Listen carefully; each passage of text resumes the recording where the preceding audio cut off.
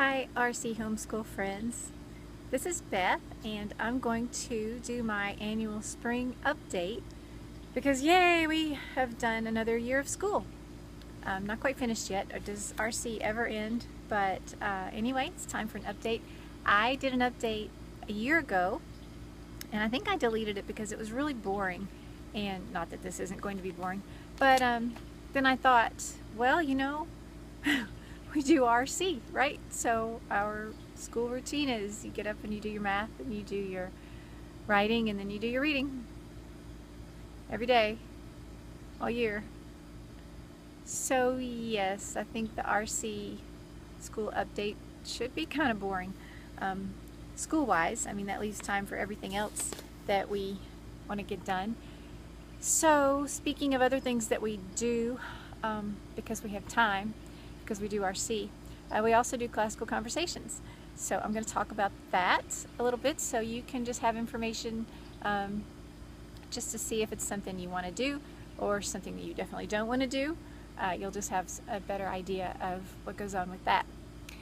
So we've done 6 years of Foundations and Essentials, and this year was our first year into Challenge A. So my oldest was in Challenge A and I was the director, so I also tutored the class. So he and I kind of did that together. So I'm going to cover some things that I liked about Challenge A that make me really glad that we did it. Let me backtrack first though on the math. Everybody, let me get the RC side of where we are. Basically on our math. The 12-year-old is in Algebra 2, the 11-year-old is in 7-6, and the 9-year-old is in 5-4, and he's about to finish the book. Yes. The workload for him, he doesn't have a problem working the problems, or he doesn't have a problem with the content. It's the sitting down, getting it done, all within a day thing that we're working on. But he's done really well this year, and he's almost finished. He should finish the book this month.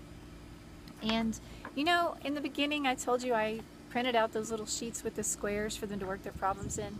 And I did that because when we started RC, my oldest was 6, and I couldn't read anything that he wrote, and he would work a problem all over the place. So I had to contain them to the little squares, and that was a habit, and we carried it on for 3 or 4 or 5 years, I don't know, until they overran me because there's a lot of them and only wanted me to, Mom, we're out of papers, print some more.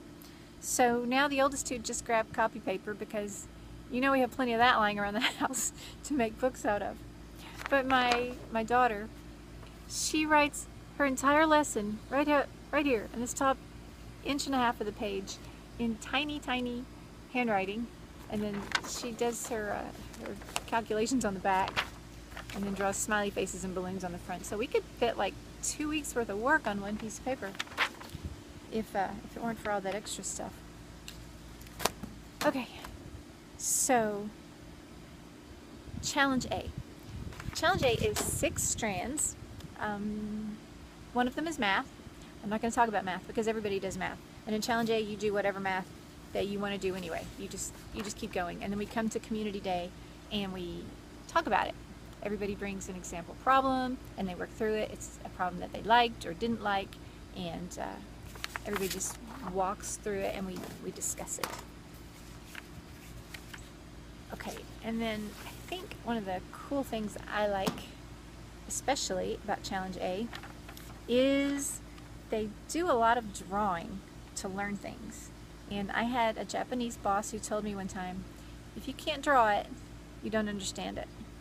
So that's stuck with me over the years, and to draw something you really do have to understand it. And I drew several of these things that we had the students draw this year, and if you're in charge of the pen making it go somewhere, you have to know where that line ends.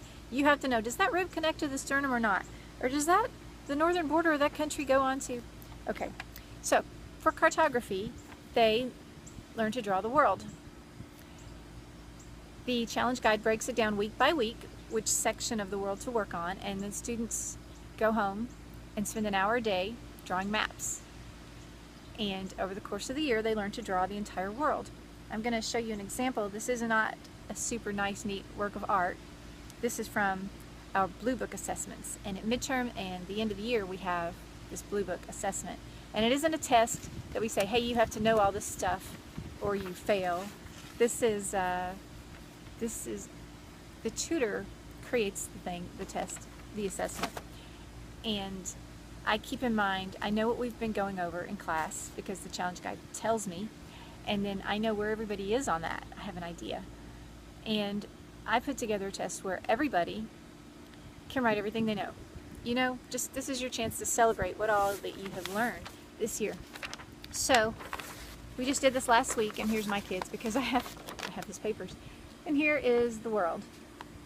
And this is not a masterpiece, work of art, and he can do much better, but he did this in an hour, which is what I gave them in class. So, you know all the reading our RC kids do. If they come across an obscure event that happened in an obscure place, they don't have to go, I think, is that in South America? You know, they know exactly where it is, and they can draw all the countries all around it, and they know the capital, and they know if there's a river running through it or a mountain range, things like that. So I was really excited about that because, and also this is something they worked on all year, so it's not like they're going to forget it tomorrow. They didn't cram for a test. They did it bit by bit over 30 weeks. Okay, and along the lines of drawing, the research strand, the research strand is broken down into 3 segments. This is a third of it. 9 weeks we spent on body systems, and they spent a week on each of these body systems, an hour a day at home drawing these things, and then for their final exam I said draw as many as you can and label them. So again, this is a kind of rushed piece, you know, but they still all know how to draw this. So I think that's really going to help them out later. And I've always liked drawing and thought it was easy, but I tried drawing some of these and it's really tricky. So I was happy about that. And what else do we do in Challenge A? We study fallacies, we study, okay, for writing, exposition. We had 10 novels that we read over the course of the year, and we would spend 3 weeks on each novel. We would come to class and we would discuss the book. And then, you know, in Essentials, they're writing focused on structure and style and taking a topic and writing on it and making it sound nice.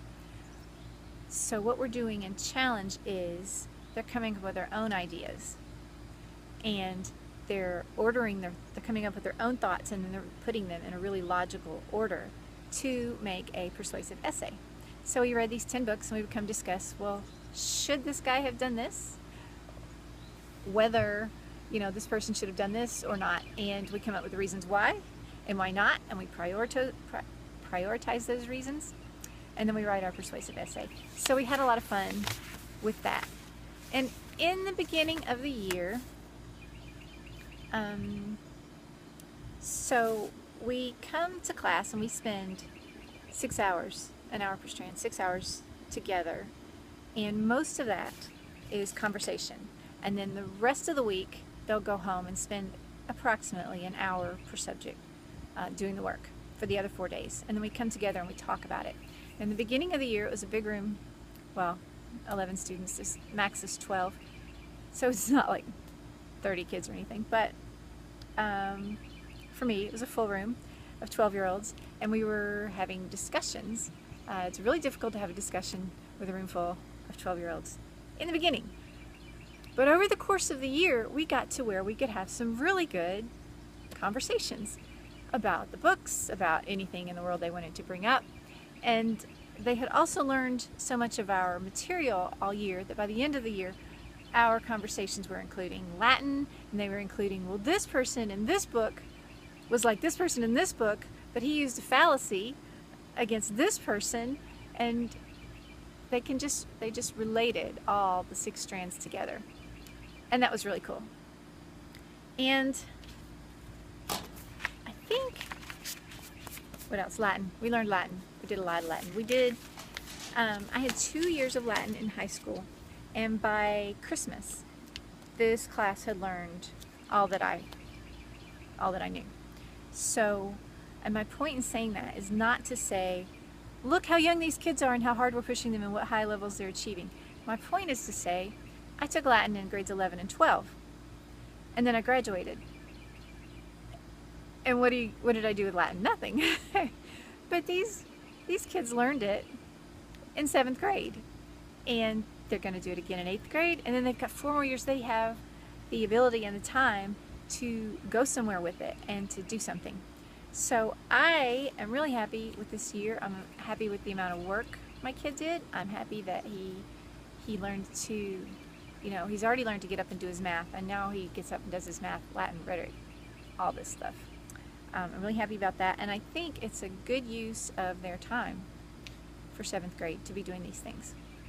So what else do I need to say?